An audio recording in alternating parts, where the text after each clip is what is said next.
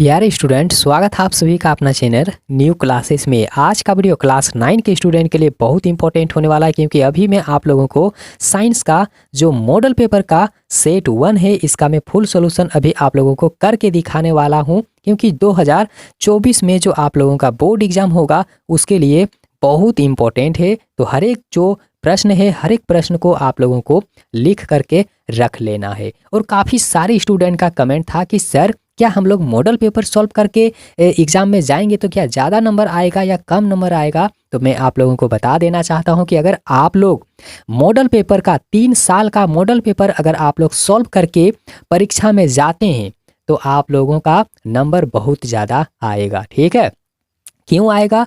क्योंकि एग्ज़ाम में जो प्रश्न पूछा जाता है, कोई नहीं बताएगा आप लोगों को कि एग्जाम में जो प्रश्न पूछा जाता है ना, वह 3 साल का मॉडल पेपर से लिया हुआ प्रश्न रहता है। तो इसलिए मॉडल पेपर को आप लोग सॉल्व कर लीजिए। और अभी तक अगर आप लोग ऑब्जेक्टिव वाला किताब नहीं खरीदे हैं तो आप लोग खरीद लीजिए, क्योंकि अभी मैं यहाँ पर जो मॉडल पेपर आप लोगों का सॉल्व कराने वाला हूँ, इस मॉडल पेपर का काफ़ी सारा प्रश्न जो है ना ऑब्जेक्टिव किताब से मिल जाएगा। इसीलिए मॉडल पेपर को आप लोग सॉल्व कर लीजिए, आप लोग सॉल्व करके जाइए। और काफ़ी सारे स्टूडेंट अगर नए हुए, आप लोग वीडियो को फर्स्ट बार देख रहे हैं तो चैनल को जरूर सब्सक्राइब कीजिए और साथ ही बेल आइकन को जरूर दबाइएगा। तो यहाँ जो पहला प्रश्न है, पहला प्रश्न आप लोग सॉल्व करिए। जो पहला प्रश्न दिया हुआ है, देखिए पहला प्रश्न बहुत इंपॉर्टेंट है कि निम्न में किस राशियों का एसआई मात्रक समान होता है? निम्न में कौन से राशि का जो एसआई मात्रक है वो एक जैसा होता है? तो इसका राइट आंसर होगा चाल और वेग का एसआई मात्रक समान होता है। आगे देख लीजिए कि निम्न निश्चित दिशा में वस्तु द्वारा तय की गई दूरी को क्या कहा जाता है? तो उसे विस्थापन कहा जाता है। बिल्कुल जल्दी जल्दी बता देंगे, ठीक है, समय एकदम ज़्यादा नहीं लेंगे हम, ठीक है। हर एक चीज़ को लिखते चलिएगा। वेग का एसआई मात्रक क्या होता है? तो मीटर पर सेकेंड होता है। क्या होता है? मीटर पर सेकेंड होता है। अगला नंबर का प्रश्न है जो यहाँ पर 4 नंबर का दिया हुआ है कि स्वचालित वाहनों में एक यंत्र लगा होता है तो उनके द्वारा तय की गई दूरी को जो दिखाता है, तो इसे हम लोग ओडोमीटर के नाम से जानते हैं। ओडोमीटर का मतलब होता है बाइक में कोई भी गाड़ी हो, ठीक है, कोई भी गाड़ी हो तो उसमें एक यंत्र लगा होता है जिसमें बताता है कि अब हम लोग कितना किलोमीटर तक चले हैं, ठीक है, कितना किलोमीटर तक हम लोग चले हैं, तो उसी को कहा जाता है ओडोमीटर। मतलब तय की गई दूरी को दिखाता है। आगे देखिए अगला जो यहाँ पर प्रश्न है, 5 नंबर का प्रश्न है कि यदि पिंड का द्रव्यमान 2 गुना कर दिया जाए और उसका वेग आधा हो जाए तो फिर पिंड का जो रेखीय संवेग होगा क्या होगा? तो उसका संवेग बिल्कुल भी वही रहेगा, ठीक है। आगे देख लीजिए कि यदि दो वस्तु ए और बी यहाँ पर दिया हुआ है, क्रमशः उसका जो मान दिया हुआ है, ए का मान है 6 केजी और बी का मान है 34 केजी दिया हुआ है, लेकिन हम लोगों को बताना है कि दोनों में किसका जो जड़त्व है वो ज़्यादा है। तो देखिए बी का जो मान है सबसे ज़्यादा है, तो इसका राइट आंसर क्या होगा कि बी का जो जड़त्व है ना ए के जड़त्व से बहुत अधिक है। बी ऑप्शन जो आप लोग देख रहे हैं बिल्कुल इसका सटीक उत्तर है।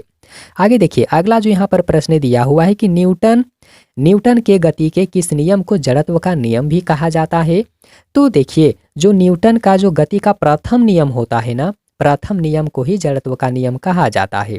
आगे नोट करिए कि रॉकेट किसके सिद्धांत पर काम करता है? तो संवेग संरक्षण के नियम पर जो है ना वह काम करता है। आगे देखिए जो 9 नंबर का प्रश्न दिया हुआ है कि 60 केजी द्रव्यमान के किसी भी मनुष्य का भार चंद्रमा पर क्या हो जाएगा? अगर 60 किलो का आदमी है, वह चंद्रमा पर चला जाएगा तो चंद्रमा पर उसका भार क्या होगा? तो 100 न्यूटन हो जाएगा। कितना होगा? 100 न्यूटन हो जाएगा, मतलब 100 एन हो जाएगा, ठीक है।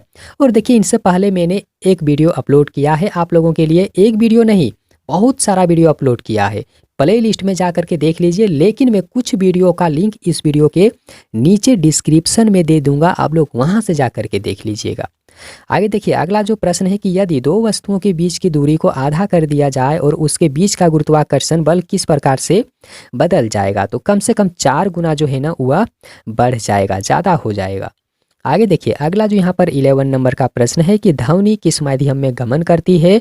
तो देखिए ध्वनि जो है ना वह गैस में गमन करेगा, ठोस में भी गमन करेगा, गैस में भी गमन करेगा, मतलब जो है ना हर एक चीज़ में वह गमन कर सकती है ध्वनि, आवाज़। आगे नोट करिए कि वायु में ध्वनि तरंगे निम्न में किसका उदाहरण है। तो देखिए ध्वनि तरंगे जो है ना वह अनुदैर्घ्य तरंग के उदाहरण होते हैं, तो आप लोग याद करके रखिएगा। अगला नंबर का प्रश्न है कि मानव श्रवण की जो श्रव्य प्रास है, श्रव्य मतलब सुनने की जो शक्ति है, तो उसकी ऊपरी आवृत्ति सीमा लगभग कितनी होती है। तो लगभग 20 के एच जेड होता है, मतलब 20 हर्ट्ज होता है।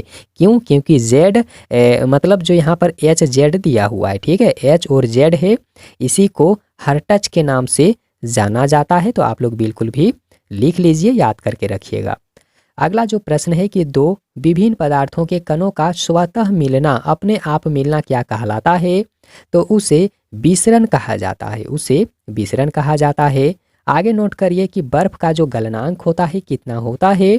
तो देखिए बर्फ का गलनांक कितना होता है, तो 273.16 केल्विन होता है, याद करके रखिएगा। और एक चीज़ मैं आप लोगों को बता देता हूँ कि पॉइंट के बाद जो यहाँ पर 16 दिया हुआ है, ठीक है, पॉइंट के बाद में 16 दिया हुआ है, तो आप लोगों को 16 नहीं बोलना है, 16 बोलना है, क्योंकि पॉइंट के बाद में कोई भी अंक लिखा हुआ रहे तो उसके नाम से जाना जाता है, उसके संगत नाम से नहीं जाना जाता है, उसके एक एक नाम से जाना जाता है, इसीलिए 273.16 केल्विन होगा।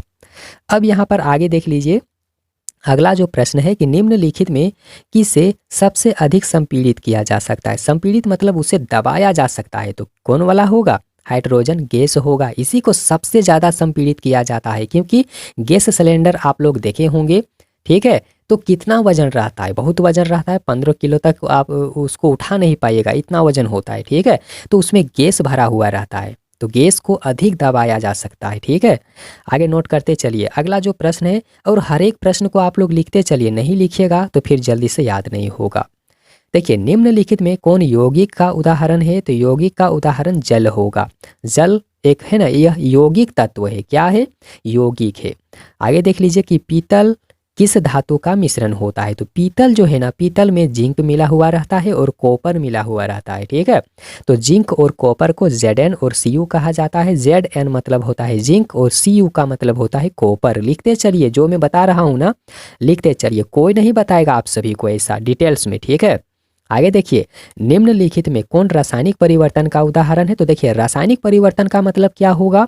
रासायनिक परिवर्तन का मतलब होता है कि वैसा चीज जो खत्म हो जाए लेकिन दोबारा उसका निर्माण नहीं हो पाएगा, उसी को तो कहा जाता है रासायनिक परिवर्तन। जैसे भोजन का पचना, भोजन खाना एक बार पच जाए तो क्या फिर से हम लोग वही खाना फिर से बना सकते हैं क्या? नहीं बनेगा ना, तो इसीलिए भोजन का पचना इसका सटीक उत्तर है। आगे देखिए कि सोडियम ऑक्साइड का सूत्र निम्नलिखित में कौन होगा।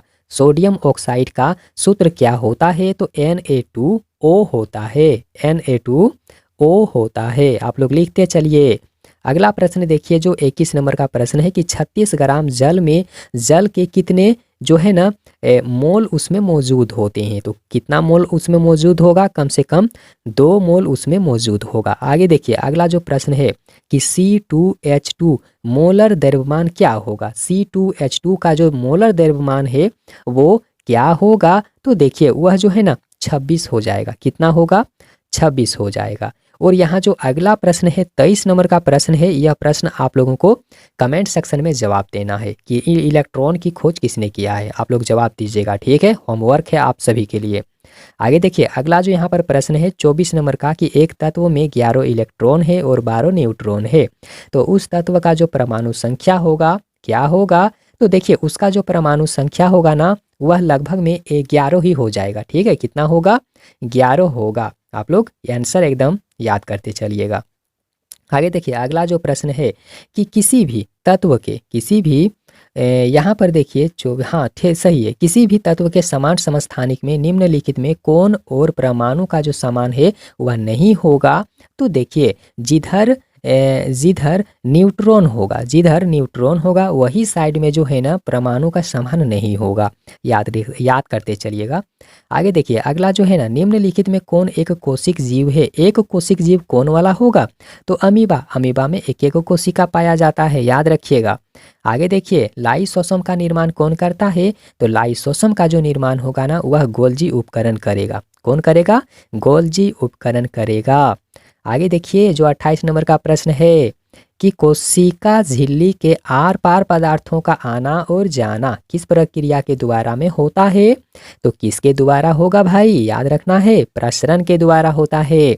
आगे देखिए कि पौधों के शीर्ष पर कौन सा जो ऊतक है वह पाया जाता है? तो पौधे के सबसे ऊपरी भाग में क्या पाया जाता है? तो विभज्य यूतक पाया जाता है। याद करते चलिए, लिखते चलिए। आगे नोट करिए कि रक्त के तरल आधारती भाग को क्या कहा जाता है? तो उसे प्लाज्मा के नाम से जाना जाता है। आगे नोट करिए कि श्वेत क्रांति किससे संबंधित है? श्वेत क्रांति का मतलब होता है दूध उत्पादन से। आगे नोट करिए निम्नलिखित में कौन रबी फसल का उदाहरण है? तो रबी फसल का उदाहरण चना होगा, लेकिन इसके अलावा जो है ना और को बहुत सारा उदाहरण है, तो आप लोग कमेंट सेक्शन में बताइएगा जो सबसे ज़्यादा फेमस है रबी फसल के उदाहरण में। कमेंट सेक्शन में जवाब दीजिए। आगे देख लीजिए, अगला जो प्रश्न है कि जीवों के वर्गीकरण का सर्वाधिक मूलभूत लक्षण क्या होता है? तो उसका जो सर्वाधिक मूलभूत लक्षण होता है ना, आप लोग नहीं जानते हैं, याद रखिएगा, उसका जो है ना कोशिका संरचना होगा उसका मूलभूत लक्षण। आगे देख लीजिए कि पादप वर्ग का उभयचर किसे कहा जाता है? तो किसे कहा जाता है? पादप जगत का उभयचर नहीं जानते हैं, इसका राइट आंसर लिखिए ब्रायोफाइटा होगा। बी ऑप्शन क्या होगा? ब्रायोफाइटा। आगे देखिए, अगला जो प्रश्न है कि व्हेल मछली आप लोग देखे होंगे, व्हेल मछली। तो व्हेल मछली किस वर्ग से संबंधित है? यहाँ वर्ग दिया हुआ है। तो देखिए व्हेल क्या है? मछली है, मछली को मत्स्य भी कहा जाता है, तो यहाँ तो दिया हुआ है ना, बस समझ लीजिए, समझ लीजिए आप लोग। आगे देखिए, अगला प्रश्न है कि वैश्विक ऊष्मन के लिए कौन गैस उत्तरदायी होता है? तो वैश्विक जो लक्षण है, जो ऊष्मन है, उसके लिए सबसे बेस्ट क्या होता है? तो कार्बन डाइऑक्साइड होता है, मतलब CO2 होता है। आगे देखिए, अगला जो प्रश्न है ना 37 नंबर का कि जल प्रदूषण से निम्नलिखित में कौन सा प्रभाव नहीं होगा? जल प्रदूषण से कौन सा प्रभाव नहीं होगा, मतलब कौन सा रोग नहीं होगा? तो जल के कारण से जो फेफड़े से संबंधित है ना, यह रोग नहीं होता है जल के कारण से, जल के कारण से नहीं होगा। लेकिन जल से कौन कौन सा प्रभाव हम लोगों को देखने को मिलेगा? तो जल का तापमान देखने को मिलेगा, हैजा मिलेगा, और यहाँ पर देख लीजिए कि जल में ऑक्सीजन की कमी, ये सब जो है ना, ये सब मिलता है, लेकिन फेफड़ों से संबंधित रोग जल के कारण नहीं होता है। आगे देखिए, अगला जो यहाँ पर है ना 38 नंबर का प्रश्न है कि निम्नलिखित में कौन असंक्रामक रोग है? असंक्रामक रोग है जो नहीं फैलता है। तो देखिए रतौंधी जो है ना, रतौंधी असंक्रामक रोग है।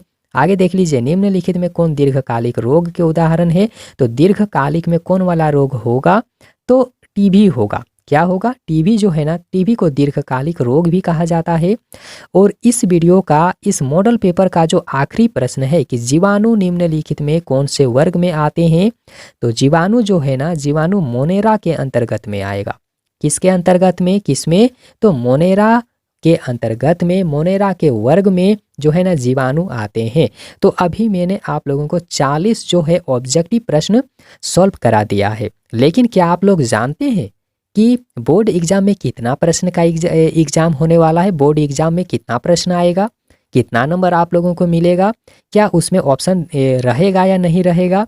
ऑप्शन का जवाब क्या OMR शीट में देना है या लिख करके देना है?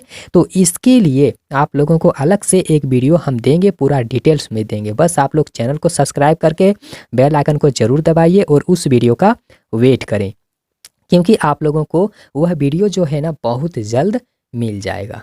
तो वीडियो कैसा लगा आप सभी को? वीडियो को लाइक करिए, अपने दोस्तों के पास में ज़रूर शेयर कर दें, और वीडियो देखने के लिए बहुत बहुत धन्यवाद।